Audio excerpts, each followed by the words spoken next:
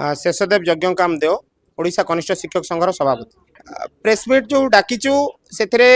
मुख्यमंत्री जो घोषणा करते से घोषणार निर्देश क्रमे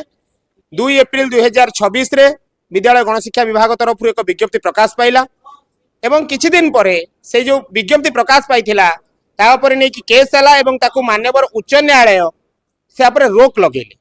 एवं रोक लगेवा सहित विद्यालय गणशिक्षा विभाग को सत्यपाठ दाखल करने निर्देश देले किंतु इतिमध्य 5 मास बीती गलानी विद्यालय गणशिक्षा विभाग और राज्य सरकार 2 सप्ताह 4 सप्ताह 6 सप्ताह एमती समय मागी मागी 5 मास बीते देले किंतु सत्यपाठ दाखल करू नाहंती। आमे आपण मानक माध्यम रे जणैबे देबाकू चाहूचु जे जो लोकाभिमुखी योजना हेइथिला से योजना एपर्यंत कार्यकारी हेइनांती एथिरु केही भी उपकृत हेइनांती। तेणु